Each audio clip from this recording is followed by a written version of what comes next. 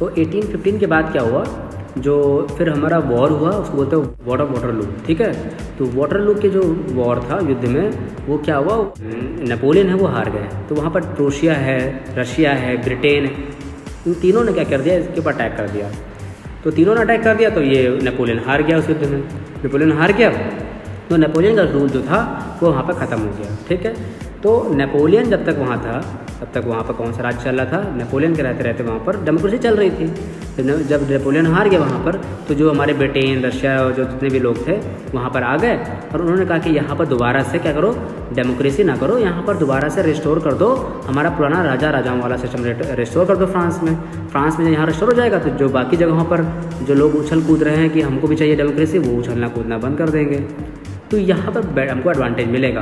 तो उन्होंने कहा कि चलो यहाँ पर हम दोबारा से कंजर्वेटिज्म ला दें। कंजर्वेटिज्म मतलब होता है कि यहाँ पर दोबारा से राजाओं का राज चला दे और पुराने जो रूल्स रेगुलेशन थे और जो पावर थी हमारे चर्च की, राजाओं की पावर थी, नोबल्स लोग की पावर हुआ करती थी, उनके अपने एडवांटेज हुआ करते थे, उनको टैक्स नहीं देना पड़ता था, ये दोबारा चीज़ें वापस ले आते हैं। तो उनका ये प्लान था कि 1815 के बाद दोबारा से हम ये सब चीज़ें करेंगे। तो उन्होंने ट्रीटी ऑफ वियना साइन करा लिया। ट्रीटी ऑफ वियना में यही सारी बातें लिखी थी कि मतलब कौन सा राज्य जो फ्रांस का है किसको किसको दिया जाएगा, है ना। और फ्रांस को बिल्कुल चारों तरफ से घेर लिया उन्होंने, सारी कंट्रीज चारों तरफ कई सारे स्टेट्स बना दिए फ्रांस की तरफ, फ्रांस के चारों तरफ कई सारे स्टेट्स बना दिए ताकि फ्रांस आगे ना बढ़ सके। उसके जो कई सारे पार्ट्स हैं तो उन्होंने वो हमारी कंट्रीज़ ने, जो हमारे रशिया है और हमारे बाकी जगह हमारे जो ब्रिटेन है, उन सब ने आपस में बांट लिया अपने। तो इस तरह से क्या हुआ, फ्रांस का इस तरह से दोबारा बंटवारा हो गया, वहाँ कंजर्वेटिज्म आ गया दोबारा से। तो कंजर्वेटिज्म आ गया, तो पहले क्या चल रहा था, डेमोक्रेसी चल रही थी। डेमोक्रेसी कौन लाया था, लिबरल्स लोग लाए थे। लिबरल्स मतलब जिनकी सोच ये थी कि सब कुछ इक्वलिटी होनी चाहिए और सबके बराबरी होनी चाहिए, हमको राइट्स मिलने चाहिए बराबर से, वो लिबरल्स थे। कंजर्वेटिज्म कौन थे, कंजर्वेटिज्म वो थे जो लोग पुराने सिस्टम को फॉलो करना चाहते थे, जैसे कि राजाओं वाला राज्य वापस चाह रहे थे, तो वो कंजर्वेटिज्म सोच वाले थे, ठीक है। लेकिन जब हमारा कंजर्वेटिज्म दोबारा आ गया था, जब ये हार गया नेपोलियन, तो ये हुआ कि अब दोबारा से आ जाएगा, हमारा कंजर्वेटिज्म आ गया। अब यहाँ पर कंजर्वेटिज्म आ गया तो अब दोबारा से फिर यहाँ पर रेवोल्यूशन शुरू हो गया, क्योंकि कंजर्वेटिज्म आ गया, लोगों को पसंद नहीं था, एक बार उनके मुंह में खून लग चुका था डेमोक्रेसी का, तो लोग मान तो रहे थे वहाँ के, दोबारा से शुरू कर दिया। दोबारा से लिबरल्स लोग एक्टिव हो गए, दोबारा से हमारे लिबरल्स एक्टिव हो गए, तो वो दोबारा से स्टार्ट करने लगे, उनको लिबरल्स बोला गया और रेवोल्यूशनरीज भी बोला गया, क्योंकि रेवोल्यूशन करते थे वो लोग। तो रेवोल्यूशनरीज हो गए, लिबरल्स जो लोग मिलकर तब बढ़िया से रेवोल्यूशन दोबारा शुरू कर दिया उन्होंने फ्रांस में, और ताकि दोबारा से वहाँ फ्री हो सके, ठीक है। फिर क्या हुआ, 1834 में बनाया गया एक कह सकते हैं ग्रुप बनाया गया, इसको बोलते हैं जोल्वेरिन। और जोल्वेरिन का क्या काम था कि वो जो है जितनी कस्टम ड्यूटीज़ हैं, जितनी हमारे इंपोर्ट और एक्सपोर्ट करते थे बिटवीन द स्टेट्स, वो क्या होगा, आसान हो जाए, उन पर कोई टैक्स ना लगे, ताकि उसमें कोई डिफिकल्टीज़ ना हो, आसानी से बिजनेस अच्छा हो सके। तो ये सारी चीज़ें वहाँ पर 1834 में करी गई। यहाँ तक मैंने आप लोगों को प्रीवियस में पढ़ाया था। तो ये स्टोरी इस तरह से चल रही थी। तो हम लोगों ने आगे डिस्कस करते हैं। अब आया एज ऑफ रेवोल्यूशन।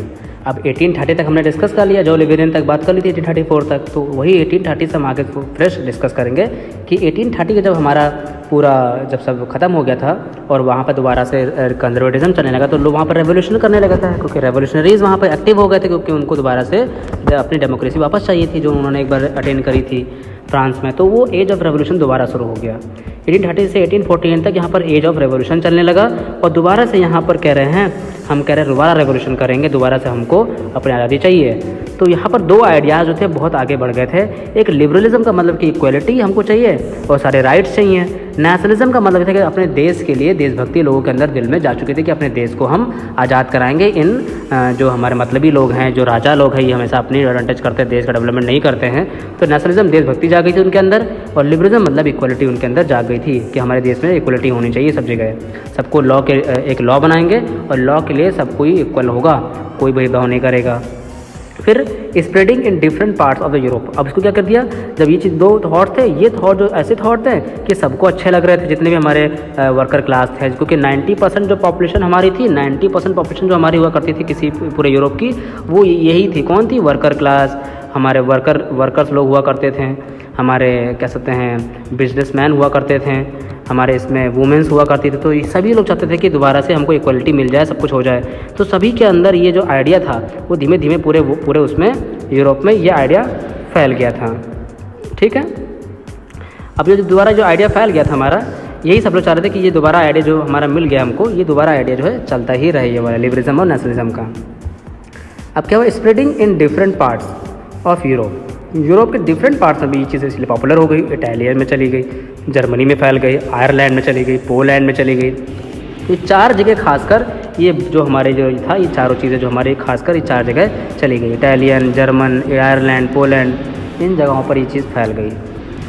फिर क्या हुआ, फिर हमारे 1830 में क्या हुआ, ठीक है, ये जो चीज़ हमने डिस्कस करी, जो हमने लिबरलिज्म और नेशनलिज्म डिस्कस किया, ये खासकर ये आइडियाज़ किस में पॉपुलर हो रहा था, एजुकेटेड मिडिल क्लास, क्योंकि मिडिल क्लास लोगों ने ही इसको आगे बढ़, क्योंकि इनके पास पैसा भी था और ये इसी तबके से बिलोंग करते थे, तो इसीलिए पैसे भी थे और इस तबके से बिलोंग करते थे, तो इसीलिए इसमें ताकत भरने का काम इसी एजुकेटेड मिडिल क्लास लोगों ने ही किया, ठीक है, कि ये इसको थोड़ा आगे बढ़े और लोग इसको फॉलो करें। इन्होंने फैलाना शुरू कर दिया चारों यूरोप भर में, इसमें क्योंकि इसमें पैसा लगता है, टाइम लगता है, तो इन लोगों ने ये चीज़ लगाई इसमें। 1813 में क्या हुआ, जुलाई रेवोल्यूशन शुरू हो गया। जुलाई रेवोल्यूशन शुरू हुआ क्योंकि अब देखिए पूरे यूरोप में देखिए रेवोल्यूशन चल रहा है और किसी को संतुष्टि नहीं है, तो इसलिए वहाँ पर जुलाई रेवोल्यूशन शुरू हो गया। क्योंकि जब हमारा कंजर्वेटिज्म हुआ था यहाँ पर, जब हमारा कंजर्वेटिज्म आया था, यहाँ पर हमने डिस्कस किया था कंजर्वेटिज्म आ चुका है, तो कंजर्वेटिज्म में क्या हुआ था, ये हमारे जो कह सकते हैं उस वक्त जब कंजर्वेटिज्म आया तो नया रूल शुरू हो गया था। तो वहाँ जब कंजर्वेटिज्म आया तो ये लुइस फिलिप है, ये लुइस फिलिप ही जो है वहाँ के कॉन्स्टिट्यूशन, जो राजाओं वाले जितने भी कॉन्स्टिट्यूशन राइट्स थे, इन्हीं के अंडर हुआ करते थे, लुइस फिलिप के अंडर। तो ये लुइस फिलिप जो थे वो सारे रूल्स रेवोल्यूशन को कंट्रोल करते उस वक्त करते थे ये। तो क्या हुआ, जुलाई रेवोल्यूशन शुरू हो गया। जुलाई रेवोल्यूशन कब शुरू हुआ, जुलाई रेवोल्यूशन जो था हमारा वो 1845 में शुरू हो गया, 1845, क्योंकि हम जो बात कर रहे हैं वो 1830 से लेकर 1848 तक बात कर रहे हैं हम लोग, 1848 तक। तो हमको 1848 तक जब बात हो रही है हमारी, तो बीच में कौन है, 1845, तो 1845 में उसी बीच जुलाई रेवोल्यूशन शुरू हो गया। जुलाई रेवोल्यूशन जो है 4 जून को शुरू हुआ था, 4 जून, जून मतलब गर्मियों के महीने में, यहाँ गर्मी होती है लेकिन वहाँ ठंडी होती है, तो लगा कि तब शुरू करेंगे, ठीक है। तो 4 जून में वहाँ पर स्टार्ट हो गया था जुलाई रेवोल्यूशन। तो जब जुलाई रेवोल्यूशन शुरू हुआ तो उनका मेन 2 टारगेट थे। पहला था बर्बन किंग्स वर ओवरथ्रोन, जो बर्बन किंग है वहाँ का, जो इसको रिस्टोर करा गया था, इसको पहले यहाँ से हटाओ, क्योंकि दोबारा से मैंने बताया था ना कि जब यूरोप और ब्रिटेन और रशिया ने मिलकर दोबारा से पुराने कंजर्वेटिज्म को रिस्टोर कर दिया था, डेमोक्रेसी हटा दी थी, किसके हारने के बाद, नेपोलियन के हारने के बाद। तो वहाँ बर्बन डायनेस्टी जो किंग था उसको दोबारा हटा दिया, कह रहे इसको सबसे पहले इसको हटाओ यहाँ से। तो रेवोल्यूशन में यहाँ ओवरथ्रो कर दिया गया, क्योंकि यहाँ के लोग अब बिल्कुल पागल हो रहे थे। कॉन्स्टिट्यूशनल मोनार्क हुआ सेटअप, दोबारा से कॉन्स्टिट्यूशन मतलब मोनार्क रहे, राजा रहे, लेकिन वो कॉन्स्टिट्यूशन को फॉलो करके बने, सभी लोग कॉन्स्टिट्यूशन फॉलो करें, ठीक है। Louis Philippe at its head, और लुइस फिलिप को ही इसका हेड बना दिया गया था, है ना, मैंने लुइस फिलिप को इसको हेड कॉन्स्टिट्यूशनल मोनार्क का बना दिया गया था, क्योंकि इसको हटा दिया गया वहाँ पर कंजर्वेटिज्म को। तो लुइस जब वहाँ कॉन्स्टिट्यूशन बनाया गया तो कॉन्स्टिट्यूशन हेड जो था वो लुइस फिलिप को बना दिया गया। तो क्या हुआ यहाँ पर, जो दूसरी बात ये थी कि रेवोल्यूशन जो था स्टार्टेड इन ब्रुसेल, कहाँ शुरू हुआ था, जब रेवोल्यूशन हुआ वो ब्रुसेल में स्टार्ट हुआ, ब्रुसेल में स्टार्ट हो गया revolution, under United Kingdom of the Netherland, क्योंकि जो ब्रुसेल था, ठीक है, वो किसके अंडर था, किंगडम ऑफ नीदरलैंड के अंडर था। तो ब्रुसेल को भी आज़ादी चाहिए थी, तो रेवोल्यूशन कहाँ शुरू हो गया, देखा देखी हमारा ब्रुसेल में भी शुरू हो गया। ब्रुसेल की आपको मैंने क्लास 10th में जो पढ़ाया था अभी, चैप्टर था पावर शेयरिंग, ब्रुसेल कहाँ का था, बेल्जियम का, तो बेल्जियम का ही पार्ट था ब्रुसेल, तो वहाँ पे भी ये स्टार्ट हो गया, ठीक है। इससे क्या रिजल्ट हो, result in the Belgium break away, ठीक है। अब बेल्जियम ने क्या कर दिया है, ब्रेकिंग अवे, मतलब बेल्जियम ने भी अपनी आज़ादी का डंका पीट दिया और कहा कि इसको आज़ादी चाहिए, तो ये लोगों ने भी क्या कर दिया, अपनी आज़ादी के लिए लड़ाई लड़ना शुरू कर दी। तो दोनों जगह रेवोल्यूशन शुरू हो चुका है, फ्रांस में चल ही रहा है, बेल्जियम में शुरू हो गया, यूरोप के पूरे भर में फैलने लगा ये सब चीज़ें, ठीक है। और साथ ही साथ ग्रीक रेवोल्यूशन भी शुरू हो गया। ग्रीक रेवोल्यूशन मतलब कि ऑटोमन एम्पायर, ऑटोमन एम्पायर के बारे में मैंने बताया था कि जो हमारा ग्रीक रेवोल्यूशन है वो ग्रीक रेवोल्यूशन कैसे शुरू हुआ, ऑटोमन एम्पायर, ऑटोमन एम्पायर जो था उस वक्त को ग्रीस बोलते थे, ग्रीस जो था राज्य था उसमें ऑटोमन का एम्पायर था, ऑटोमन मतलब मुस्लिम एक राज्य यहाँ चलता था, ऑटोमन एम्पायर। इनको भी इस ऑटोमन मुस्लिम राज्य से मुक्ति चाहिए थी और ग्रीस चाहता था कि हम भी आज़ाद हो जाए, जैसे सब लोग आज़ाद हो रहे हैं तो हम क्यों पीछे रहें, हम भी आज़ाद होंगे। तो 1821 में वेस्टर्न यूरोपियन कंट्री जो थी उन्होंने क्या किया, वेस्टर्न यूरोपियन कंट्रीज़ ने ऑटोमन एम्पायर की ग्रीक की हेल्प करी कि चलो ठीक है तुम आज़ाद हो जाओ। वहाँ के पोएट और आर्टिस्ट हैं उन्होंने भी हेल्प करी रेवोल्यूशन में। कैसे हेल्प करी, सॉन्ग बनाकर के सॉन्ग गाते हैं देश के लिए, देशभक्ति वाले सॉन्ग बनाया, पोएम बनाए देशभक्ति वाले, ताकि लोग पढ़ के उसको जोश में आ जाए और रेवोल्यूशन में पार्ट लेना शुरू कर दिया। आर्टिस्ट लोगों ने पेंटिंग्स बनाई, तो आज पोएट आर्टिस्ट सब ने अपना हेल्प किया और वेस्टर्न कंट्रीज़ ने भी यहाँ पर हेल्प करना शुरू कर दिया था कि भाई तुम आज़ादी ले लो। 1821 तो ऑटोमन ग्रीक को भी इसको एडवांटेज मिला।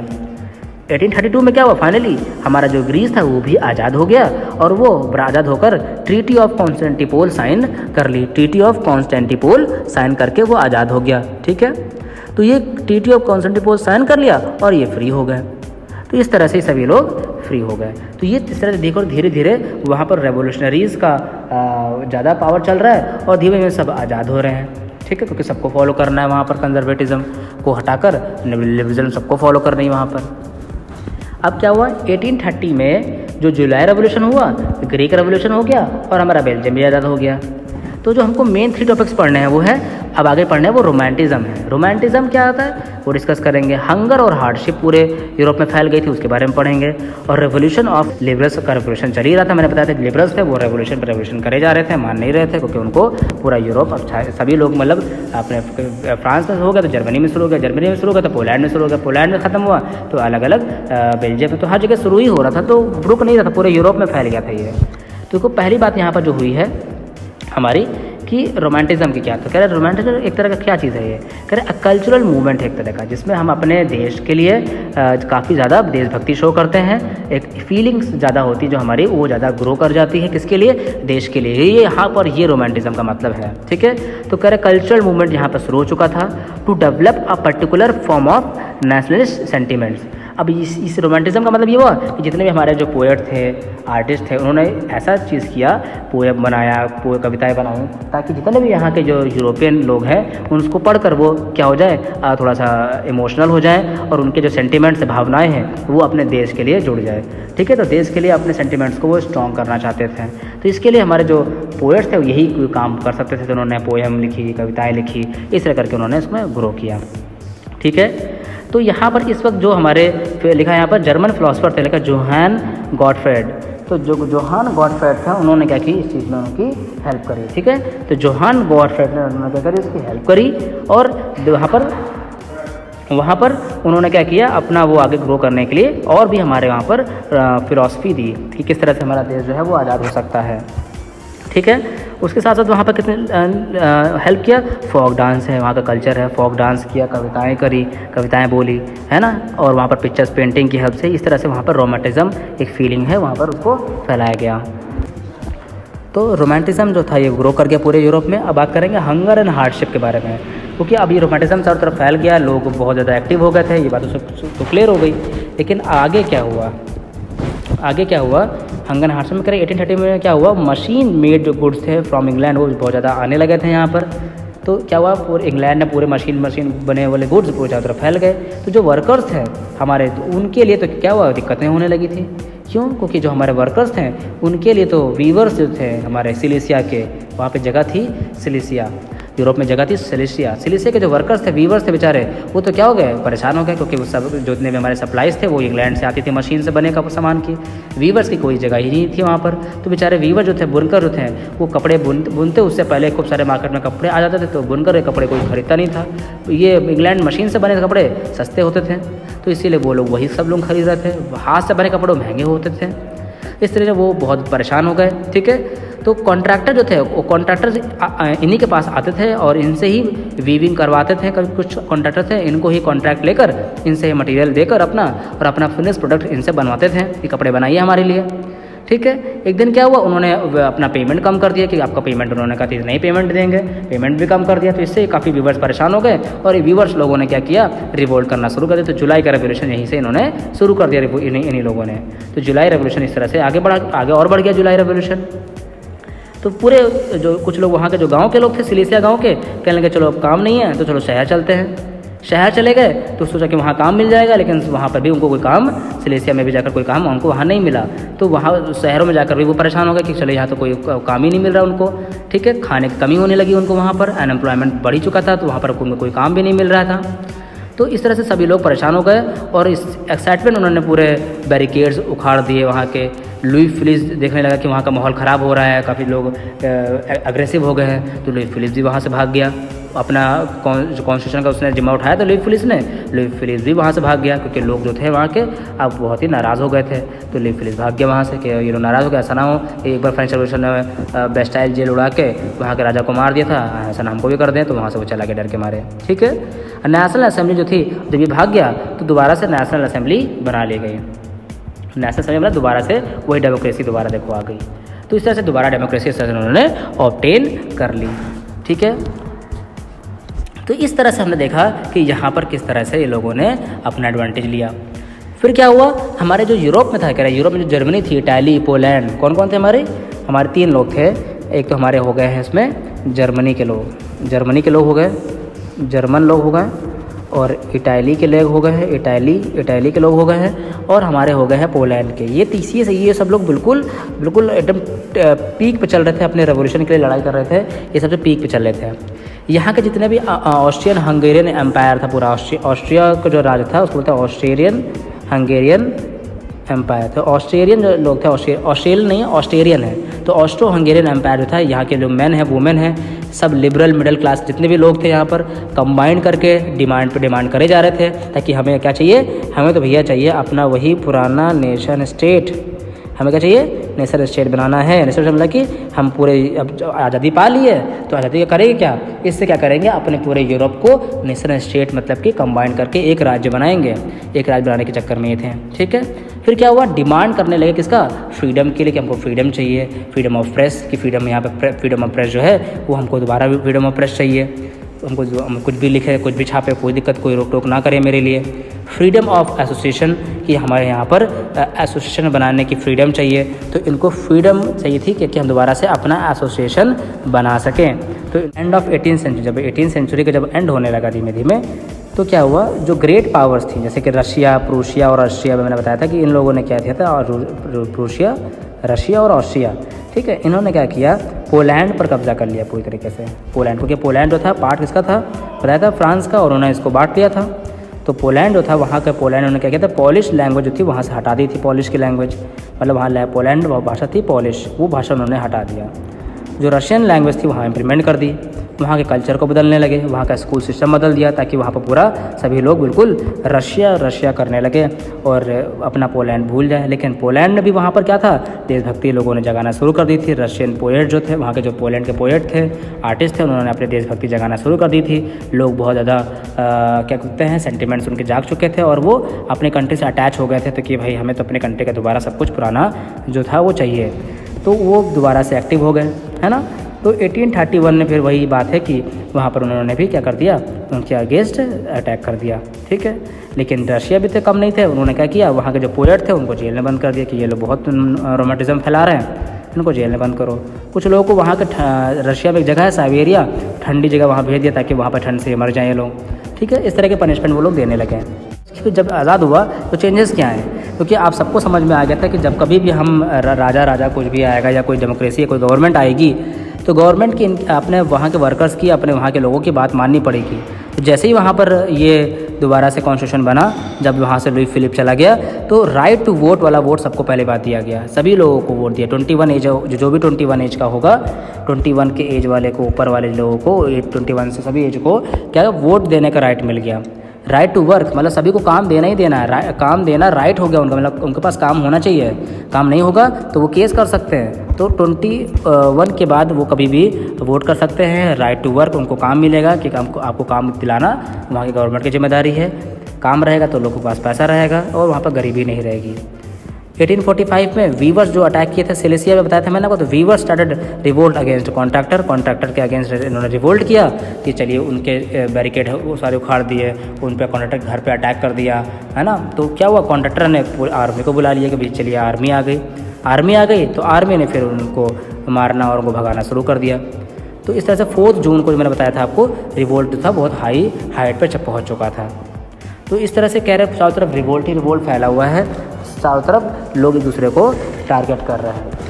अब 1848 में क्या हुआ, the revolution of the liberals, क्योंकि 1848 जो थे लिबरल्स लोग जो थे जो चाहते थे कि इक्वालिटी रहे, वो मिडिल क्लास, खासकर मैंने कहा था मिडिल क्लास से ही खासकर ये चीज़ आगे बढ़ के आ रही थी। क्योंकि मिडिल क्लास इन्हीं के तबके से बिलोंग करने वाले लोग थे जो कि अमीर हो गए थे, बाद में मिडिल क्लास में आ गए थे।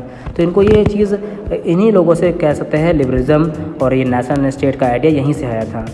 Wanted to establish nation state, इनका टारगेट यह था कि जब देश आज़ाद हो गया है तो दोबारा से नेशन स्टेट इस्टेब्लिश कर लिया जाए। पार्लियामेंट्री प्रिंसिपल जो है उन्होंने बनाया। पार्लियामेंट में समझ कि यहाँ पर गवर्नमेंट रहेगी, पार्लियामेंट रहेगी, ठीक है। कॉन्स्टिट्यूशन हमारा बनेगा, यहाँ पर फ्रीडम मिलेगी, फ्रीडम ऑफ प्रेस दी जाएगी और फ्रीडम ऑफ एसोसिएशन, मतलब कि अपने आप एसोसिएशन बना सकते हो अपने देश के लिए, मतलब कोई पार्टी वार्टी बनाना है तो पार्टी बनाकर वहाँ से इलेक्शन लड़के आप देश की सेवा कर सकते हो, ठीक है। न्यूज़पेपर में कुछ भी अपनी खबर छापने की, अपनी बात कहने के हक मिल गया उनको, ठीक है। और एक नेशनल स्टेट बनाएंगे जहाँ पर कल्चर कॉमन रहेगा, लैंग्वेज रहेगी, ट्रेडिशन रहेगा, तो इस तरह से कंबाइन हो जाएगा। तो कई टुकड़े नहीं रहेंगे वहाँ पर, देश के कई टुकड़े नहीं रहेंगे, तो लोग आपस में कंबाइन होकर अच्छी तरीके से वहाँ पर देश की सेवा कर पाएंगे। मतलब कि जो कंट्री थी यूरोप था, यूरोप के अंदर जर्मनी है तो जर्मनी का ही पार्ट में टूटा हुआ है। फिर जर्मनी, यूरोप में फ्रांस है तो फ्रांस का ही पार्ट में टूटा हुआ है। जैसे मैंने बताया 29 फेडरेशन बनी थी, जब कौन था, नेपोलियन, 29 फेडरेशन बनी थी। वो चीज़ जो 29 स्टेट्स थी, वो सोचिए एक ही जगह पर 29 स्टेट्स, तो उसको कंबाइन करके वो एक कह सकते हैं कॉमन नेशनल स्टेट को बनाना चाहते थे। तो जर्मनी भी चाह रहा था, पोलैंड भी चाह रहा था कि अपने, इटाली भी चाह रहा था कि हम अपने जो कई सारे पार्ट्स हैं उनको सबको जोड़कर एक नेशनल स्टेट बना लें। तो ये नेशनल स्टेट का जो आइडिया था चारों तरफ फैल रहा था। तो वो नेशनल स्टेट क्या होती है बताया मैंने आपको, जहाँ पर कल्चर सेम होता है, वहाँ की लैंग्वेज सेम होती है, वहाँ का ट्रेडिशन सेम होता है, सभी लोग एक ही तरह के लोग वहाँ होते हैं। तो इससे यूनिटी, एकता बनी रहती है और देश कभी भी किसी के अंडर दोबारा नहीं आता है, गुलाम नहीं बनता है। फिर क्या था और क्या क्या चेंजेस बनाए गए थे जब हमारा जब लुईस फिलिप चला गया वहाँ से, तो यूरोप में और क्या क्या चेंजेस आए। चेंजेस वर मेड क्या था, serfdom and bonded labours were abolish, क्योंकि सबको मालूम चल गया था कि जब कभी भी हम लेबर्स की बात नहीं मानेंगे और वर्कर्स की बात नहीं मानेंगे, तो वर्कर्स के बारे में नहीं सोचेंगे, तो वर्कर्स दोबारा हम पे अटैक कर देंगे। तो वर्कर्स जो है वो अब समझ चुके थे कि ये तभी तक हमारी बात सुनी जाएगी जब तक हम एक्टिव रहेंगे। तो जैसे ही वहाँ पर कॉन्स्टिट्यूशन बना दोबारा से, तो सर्फडम वहाँ का हटा दिया गया। मतलब कि वहाँ का जो कह सकते हैं फ्यूडल लॉर्ड्स होते थे, वो अपने नीचे वो लोगों को काम कराते थे अपने मनमाने रेट पर, या पैसे देते भी नहीं थे, तो वो सब हटा दिया गया। बॉन्डेड लेबर हटा दिया गया वहाँ से। ग्रांटेड लिखा है ऑटोनॉमी टू द हंगेरियंस, जो हंगेरिया जो था, हंगेरियंस को अपनी आज़ादी मिल गई, हंगेरियंस भी अपना आज़ाद हो गया। हंगेरियंस भी जो लोग थे वो भी क्या हो गया था, वो भी आज़ाद हो गया। तो हंगेरियन लोग भी अपने फ्रीडम मनाने लगे। तो इस तरह से क्या हुआ, ये आज़ाद हो गए। अब इनको इम्यूनिटी, इनको क्या मिल गई थी, इनको अपनी भी ग्रांटेड ऑटोनॉमी, इनको ऑटोनॉमी दे दी गई थी। इस तरह से यहाँ पर भी आज़ादी के एडवांटेज सभी लोग लेने लगे। तो यूरोप में दोबारा से आ गई है क्या, डेमोक्रेसी, ठीक है। ये हमारी पूरी स्टोरी रही। अब आगे हम लोग पढ़ेंगे जर्मनी का कैसे यूनिफिकेशन है, क्योंकि नेशन स्टेट बनाने का टारगेट चल रहा था। दोबारा जर्मनी यूनाइट होगा, इटाली यूनाइट होगा, सभी लोग यहाँ पर दोबारा क्या होंगे, यूनाइट होंगे। वो कैसे होंगे वो आगे फर्दर वीडियोज़ में डिस्कस करेंगे। Thank you class.